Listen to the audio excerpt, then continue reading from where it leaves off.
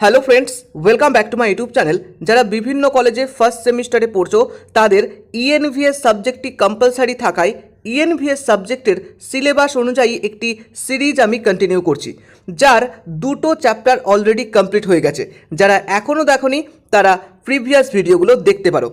আজকের rapid fire সিরিজের third chapter নিয়ে আলোচনা করব। এই থার্ড চ্যাপ্টারের গুরুত্বপূর্ণ 50 কোশ্চেন তোমাদের সাথে শেয়ার করব, যেগুলো আগামীতে আসন্ন পরীক্ষায় তোমাদেরকে ভীষণভাবে সাহায্য করবে।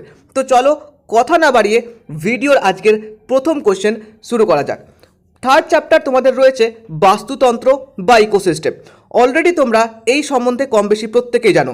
আমরা সরাসরি কোয়েশ্চেনে ঢুকবো এবং সেখান থেকেই আমরা আরও বিস্তারিত তথ্য জানতে পেরে যাব। আজকের প্রথম প্রশ্ন, বাস্তুতন্ত্রে শক্তি প্রবাহের 10% সূত্রের প্রবর্তক কে? Ernst and Haeckel. Option number C হচ্ছে এখানে সঠিক আনসার। বাস্তুতন্ত্রে অবস্থিত সমস্ত উদ্ভিদ গোষ্ঠীকে একত্রে কি বলে?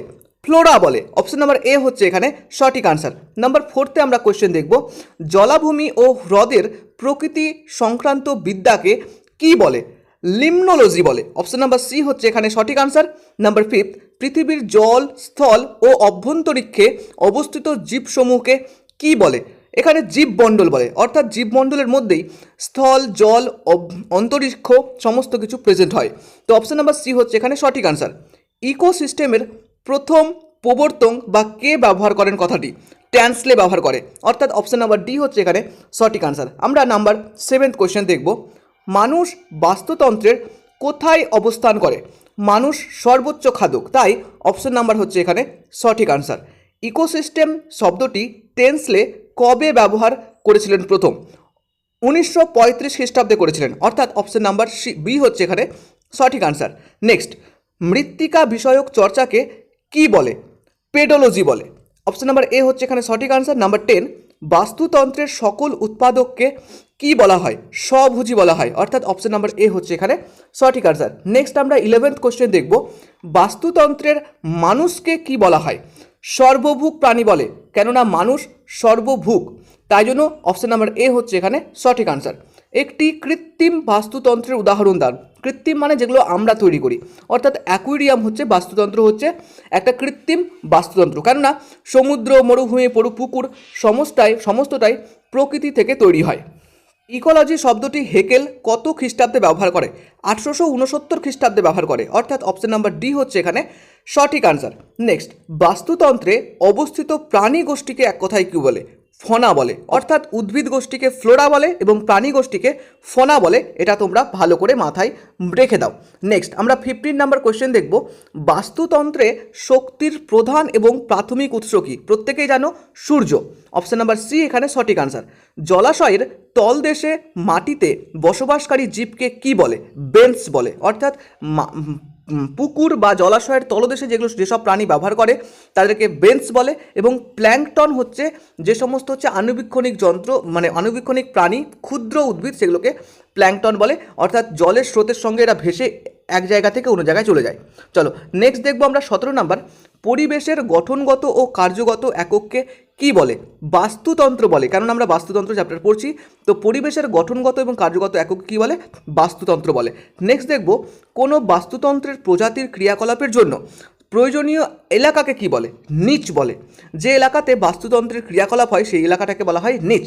নেক্সট আমরা 19-এ দেখব, কোনো বাস্তুতন্ত্রে জীবের মোট শুষ্ক ওজনকে কি বলে? 19 নম্বর অপশন হবে জীবভর, অর্থাৎ সমস্ত শুষ্ক যে ওজন বাস্তুতন্ত্রে সেটাকে জীবভর বলে। নেক্সট 20 কোশ্চেন হচ্ছে, বাস্তুতন্ত্রে শক্তি প্রবাহ কি প্রকৃতির হয়? বাস্তুতন্ত্রে শক্তি প্রবাহ সবসময় একমুখী হয়, অর্থাৎ একমুখে প্রবাহিত হয়। জলের গভীরে যেসব প্রাণী স্বাধীনভাবে সাঁতার কেটে বেড়াতে সক্ষম তাদের কি বলে? আমি একটু আগেই বললাম, সেটাকে প্ল্যাঙ্কটন হচ্ছে ভেসে যায় এবং নেকটন হচ্ছে সাঁতার কাটতে নিজে নিজে সাঁতার কাটতে পারে, মানে সক্ষম আর কি। নেক্সট 22 হচ্ছে, সবুজ উদ্ভিদ বাস্তুতন্ত্রে কি নামে পরিচিত? এটা আমরা প্রত্যেকে জানি, উৎপাদক নামে পরিচিত। উদ্ভিদ সম্বন্ধীয় মৃত্তিকা বিষয়ক চর্চাকে কি বলে? এডাফোলজি বলে।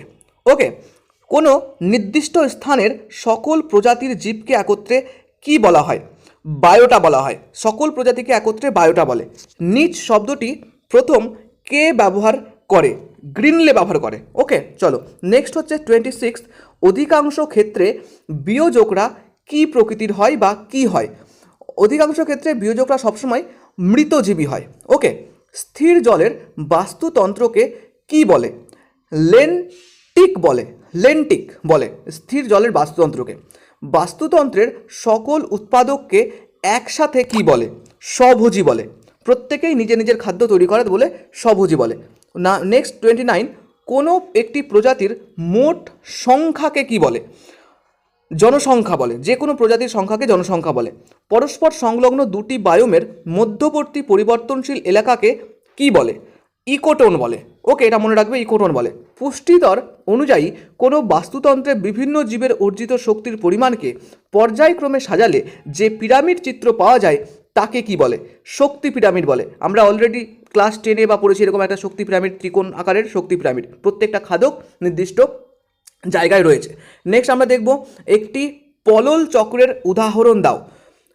ফসফরাস চক্রকে পলল চক্র বলে। ওকে, একটি প্রজাতির একটি জীবের সঙ্গে পরিবেশের বিভিন্ন উপাদানের আন্তঃসম্পর্ক অধ্যয়ন ইকোলজির কোন শাখায় অন্তর্ভুক্ত?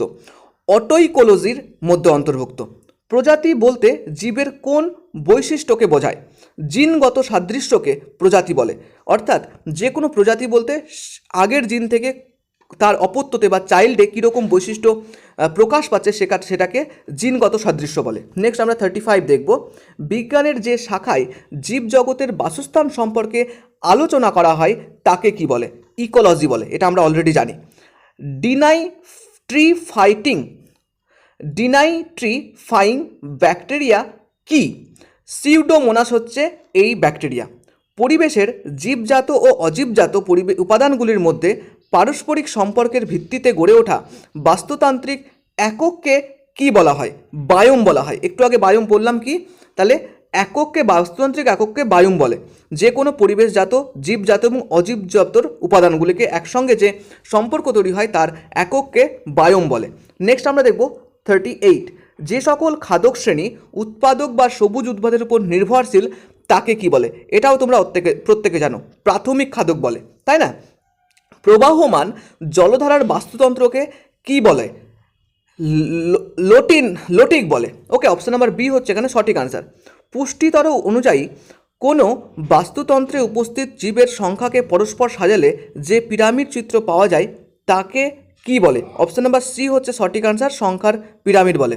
আক্ষরিক অর্থে ইকোলজি কথার অর্থ কী? উদ্ভিদের পরিচর্যা সম্পর্কিত বিজ্ঞান। সুন্দরবনের কুমিরের সঙ্গে পরিবেশের আন্তঃসম্পর্ক সমালোচনা ইকোলজি কোন শাখার অন্তর্ভুক্ত? অটোইকোলজি। ওকে, নেক্সট। অগভীর বাস্তুতন্ত্র ধারণাটি যে প্রথম প্রবর্তন করে তাকে আর্নে নেস বলে। জলের উপরিতলের ভাসমান ক্ষুদ্র ক্ষুদ্র জীবকে কি বলে? প্ল্যাঙ্কটন বলে। একটু আগে আমি এটা আলোচনা করলাম।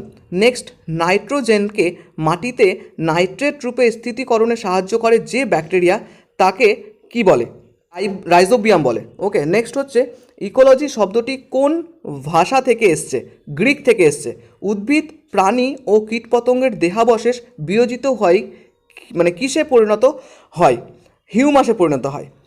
কে প্রথম নিচ এর শ্রেণী বিভাজন করেন? ওডাম করে। নিচ যেটা বলেছিলাম সেটাকে ওডাম করে। পারস্পরিক সহায়তার মাধ্যমে বহু সংখ্যক ভিন্ন প্রজাতির একত্রে বসবাসকে কি বলা হয়? জীববৈচিত্র্য বলে। পুষ্টিতন্ত্র অনুযায়ী জীবভরের পরিমাণ পরপর সাজালে যে পিরামিড চিত্র পাওয়া যায় তাকে জীবভর পিরামিড বলে। আজকের র্যাপিড ফায়ারের 50 কোয়েশ্চেন অলরেডি আলোচনা করলাম। 51 হচ্ছে বাস্তুতন্ত্রে অর্জিত শক্তির কত শতাংশ পরবর্তী পুষ্টি স্তরে প্রবাহিত হয়?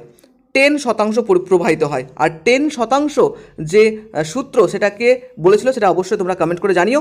আর এই যে র্যাপিড ফায়ার সিরিজ সেটা আশা করি প্রত্যেকের ভালো লেগেছে। 3rd চ্যাপ্টার মোটামুটি কমপ্লিট। আমরা নেক্সট দিন 4th চ্যাপ্টারের গুরুত্বপূর্ণ যে প্রশ্নগুলো সেগুলো তোমাদের সাথে শেয়ার করব। তো চলো দেখা হচ্ছে নেক্সট কোনো ভিডিওতে। প্রত্যেকে খুব ভালো থেকো, সুস্থ থেকো, ধন্যবাদ।